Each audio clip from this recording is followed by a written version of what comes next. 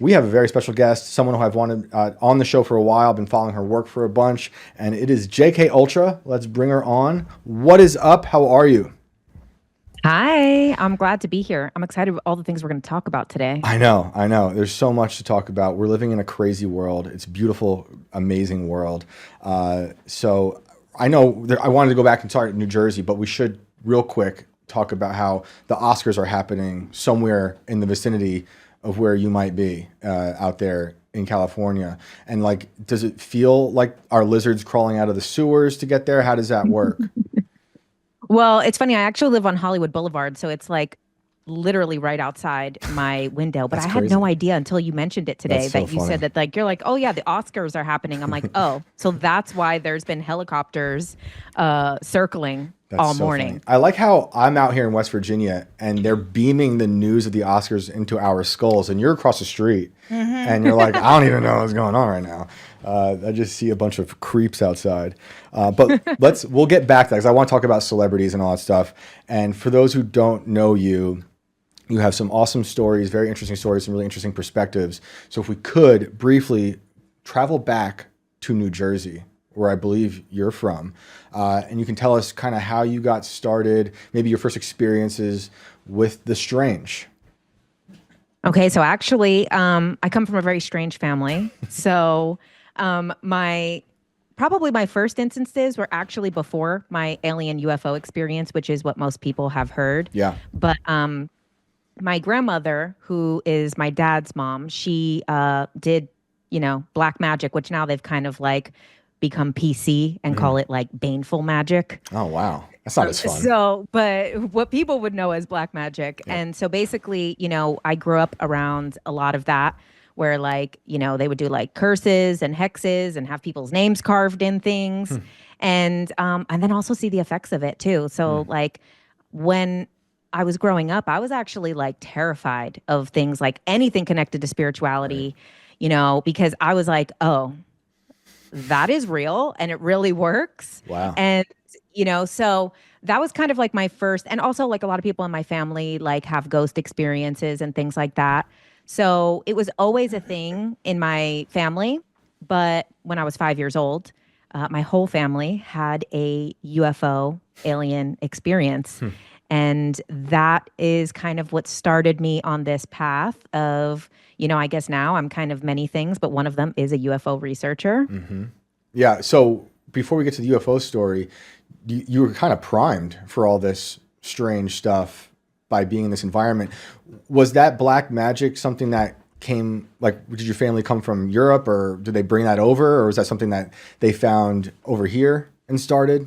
So another politically correct rebranded term, but my grandma was from her family was from Czech Republic Hmm. and they were gypsies, Okay. which I think they call them Romani people now. Yeah. Gypsy's So it's it's such a another cooler one of word. those Gypsy's a things cooler that are word. everything has been like the history of my life is all getting rebranded with different names. Right. But yeah, so that's like basically her background. And then the other side of my family was Catholic, which is like even more ritualistic than magic. Right. Yeah. So you're surrounded by rituals. Uh, Yeah. and okay. And so were you practicing, like, was your family also doing Catholicism while the Oh yeah, black that's magic's like more happening? so what I was raised in. Hmm. Like I was, forced to go to church as a kid and Hmm. all of that. And but I always had a lot of questions. So I would kind of be like, well, how could Jesus be God and the Son of God? Right. And like I'd be like, well, do people go to hell if they're from other religions? So I was like that person Yep. in church who would Yep. just like ask all the questions that I like think it's couldn't be good. answered. It's good to ask questions. Some people don't like those questions. Like, I'm religious now after years of being atheist, but I want my children to be questioning everything constantly because I think that's how you build your relationship with God. Or some people talk themselves out of it, like I did in my youth. But questions are good, and the people who don't like questions, that's not good. So you got all this going on, and now walk us through the UFO. Yeah, so that was in 1993 Hmm. in Jersey City, New Jersey, and it was late at night. And of course, this will be like a bit of an abridged version of Yeah. it, because there's so many details. But there's six of us between siblings, step siblings, all of that, And so we were all outside at my dad's house, and me and my brother are the younger ones. We were off to the side playing. And then the older siblings were all like 12, 13, 14, whereas me and my brother were like 5 and 4. Okay. And they were this weird detail that the couch was in the backyard, that everyone that was there remembers this detail that the couch was in the backyard. Okay. And it's because they had just gotten a new couch Okay. that like a couple days before. So they put the other couch in the backyard. The kids were playing on it out there. And the older sisters were all sitting there. And they start freaking out because, and this is late at night. Okay. And, you know, in an urban area, not very populated with a lot of different animals. And they see a white dove fly over them. So I don't see the white dove. And I'm like, oh, I'm going to come over. I want to wait for the bird to come back. So I come and sit next to them. And then pretty much instantly after the white dove, I heard this sound, which sounded like when you swing a bat, like that kind of like whistle, whoosh, kind of breaking the air sound, like especially like a really like light bat, like a wiffle ball bat type of thing. Okay. But really loud, like echoing off the buildings, like. And so it was, and this moment is 1 second that is broken into many parts. Now, as an adult, knowing the stuff that I know about like the UFO research stuff, there's like compressed time, Right. where time becomes compressed. But at my whole life, I'm like, how did all of this happen in 1 second? Right. And so we hear the sound, look up, there's this little black dot, almost like a hole in the sky. And then instantly, all at the same second, the UFO is in the yard across from us, right next to us, and not very far, maybe 15 on the feet away. ground or up? So it's actually, there was like this big shed in the person's yard, like a built shed, almost like a back house type of thing. And it was hovering on it. Like, so it was like pulsing above this shed. Weird. And it was like the top and the bottom were stationary and the middle was spinning. And I remember like thinking that this just didn't look that like high tech and futuristic. Like You're it was just critiquing the kind of UFO like right there. Yeah. kind of like more clunky looking than I would have Interesting. expected. And it had lights, and the lights were, you know, now we have like the halogen lights and stuff, but you know, in like 1993, it was like, it was a white light, but it also like glistened a little bit pink, a little bit yellow, a little bit blue, but it was so white, but it had these other colors in it. And so, and this is 1 second, and the dog gets in front of us and starts barking at it. And I look at the dog barking at it, and like nobody has reacted yet. Everybody is still just like, this is happening.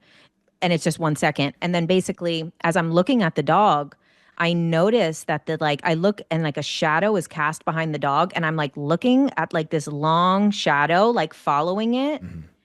And then the next thing, we're all standing in a line in front of where we were just standing or sitting. And then it was almost like everybody unfreezes at the same time. Whoa. And starts screaming. We go back we're like running back to the house, trampling each other, like trying to like fight over each other to get inside. And so, and then my older sisters, they had spoke to a neighbor who kind of just happened to be outside after. And that neighbor was like, oh, it was just a plane. And which then, you know, as I became a UFO researcher and abduction researcher, as I was older, these are like these weird things, the white bird, the compressed time, the missing time, the person who appears after to tell you that you didn't just see what you saw. So it's a very traditional type of like abduction scenario. But for 25 years, I believed that I ran away from this. Until then, in my 30s, I started going under hypnosis and started to retrieve more information about what happened in that like time from when we were sitting to then when we were standing. And then that's when the story gets really, really crazy. Yeah. Do you think like you were abducted? Yeah. So what I had retrieved through the hypnosis. So what happened that night was in the physical. All of us have the same story, like maybe vaguely different sounds. Like my sister kind of remembers more like a firework booming sounds versus what I saw. And my sister is missing parts of it. Like, so like, but my other sister remembers that there was like a shadow being there at the weird. same time. So like there's a couple of little details, but everybody has like the same main story. And then when I went under hypnosis, what I had saw was that me and my brother went onto the craft. It was Gray's. And this is where it gets really crazy. And this is where people could take it or leave it. But basically, they took the original soul that I was born with out of the body and put my current soul into the body. So what do you think happened to the original one? When we asked under hypnosis, it said that it's like incarnated, that it's like not really my business. Kind of, it's that soul is out there. Whoa. It's maybe living here on Earth. Maybe it's living somewhere else. Who knows? But yeah. So is this what a star seed is? I came into the body at 5. Is that what like they consider a star seed? So, you know, a star seed is anybody who has like a past life that hasn't been on Earth.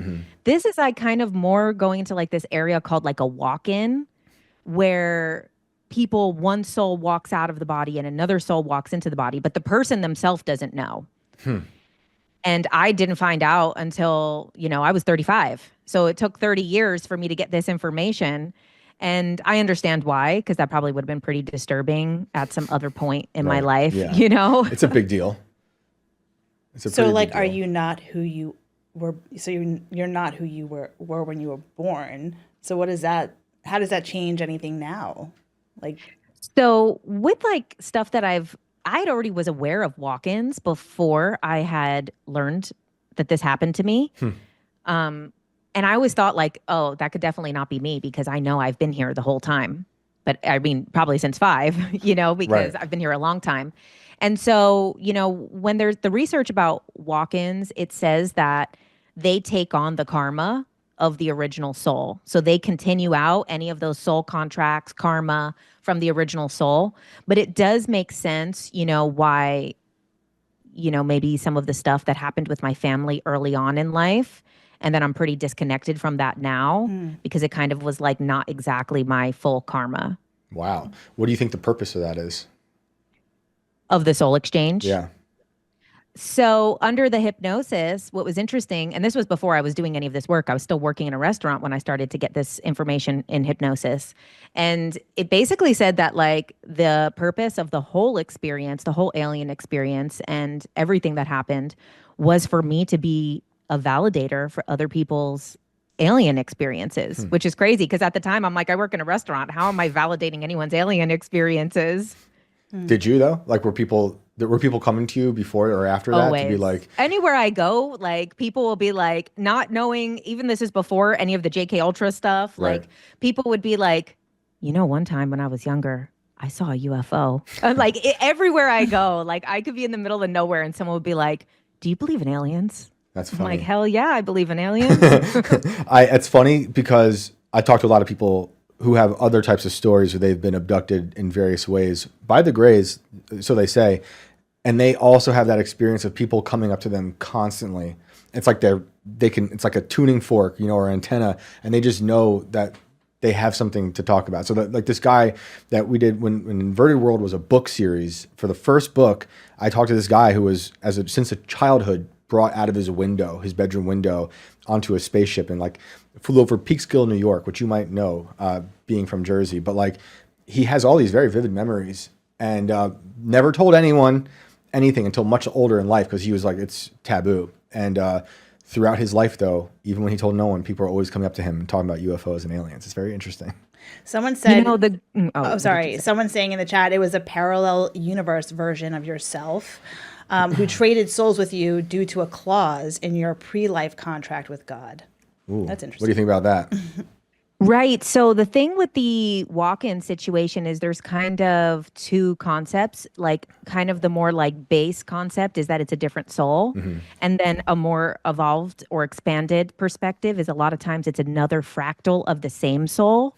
So it is almost like a different version of yourself that is still connected to the same soul that then comes into the body. That's wild.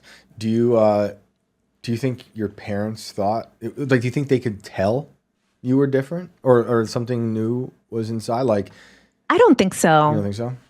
I don't think so, because one of the last part of in the hypnosis, when I see myself get put into this 5-year-old's body, who was a completely empty vessel, like I saw myself as a 5-year-old completely empty, like it was just like any other inanimate object. Right. And then after I'm inside of this 5-year-old body, the being, the gray that I was communicating with, and it was kind of like full concept. Like it wasn't even like telepathy with words. It was like the full concept and then the full concept back. And I got this like nervousness, like, oh my God, what if somebody knows? And it said to me, don't worry, you're not even going to know. Nobody's going to know. Wow. Wow, that's interesting. The full concept. It's almost like they're uploading an entire thing into you at once. Is that what you mean? Instead of like talking you through it? I think that's more so like telepathy is, rather than words or images being communicated. It's the whole thing like sent and then the whole thing back, which is kind of similar to like that movie Arrival in a way. I love that How movie. like their language was a circle and it was like the whole entire thing was, it wasn't like a linear sentence. It was the whole thing. Yeah. That movie is incredible. Are there certain alien movies that register with you more after you've had this experience that are like, oh, that depicts what I've experienced? Well, shortly after that, I saw Fire in the Sky. And yeah, the guy gets abducted, right? That's the guy who gets abducted. Yeah, literally. and it's based on a true story. Right. And that I have the weirdest memory of blacking out during that movie. And then the next thing I remember is like months later. So it's weird. Like I saw that movie. So like that movie has always given me, I never went back to watch it because I always had this like weird thing is like when the UFO comes in that movie, I had the next thing I remember is literally months later in my childhood. Whoa, that's interesting. You think you're like, somehow your psyche is protecting yourself from like a I think trauma? at the time, yeah, because I was, even though I was so intrigued and I loved aliens so much. And like, if I went somewhere and like, I'm like, oh my God, I need that alien toy. But at the same time, like I would get this like really horrible feeling some nights that I would like be going to bed and I would feel like these 3 little aliens were going to come in my window. So I did have that a lot, like throughout the next several years of my life, that I had also like a weird crippling fear that they were coming back. Do you have memory of, or were you able to pull memory out of where you were, like inside? Like, do you have visual memory, how it looked? From the hypnosis of when I was on the craft? Yeah. Yeah. So it's really interesting. So what is so weird about it is it's definitely like a dimensional thing, because when I first get onto the craft, there's like this like center space and then almost like a ring around it, like kind of like being inside of a saucer. But then when we go to the room, it's almost like these halls expand. So it's like initially when you're in there, it does seem like the inside of the saucer, but then the shape of it completely changes when you have to go into one of the rooms, into like this operating type room or wherever this, like whatever we would call it. Of course, we always use medical terms, but they're not really medical. And it's like, then there'd be this super long hallway with a bunch of rooms that spatially like makes no sense as to how that could fit into that saucer. Interesting. So it's like space-time unfolding outside of the ship. Like the ship is some type of, I don't know, like a wormhole or something that you travel through. And so it's like physical, but it's not at the same time. Right. That's interesting. Hasha in the chat said, what if you're a clone and they took the original? If I'm the clone? Yeah. Well. Oh, well. You got good. I mean, the clone is speaking and has memories. It's crazy. The clones are coming, though. The clones. I just want to warn everyone. We could talk about clones too, because there's kind of 3 different types of clones when this like kind of comes up, and I think people kind of like use this term in a lot of different ways, but there's like different things that are happening with that. I don't know 100% how I feel of whether this is true. I don't believe that celebrities are cloned. However, there's these 3 different types of things. You know, they have grown type of clones, which is what people are thinking, if that's real. Then there's, you know, these type of half robot type of something like Westworld type of clones.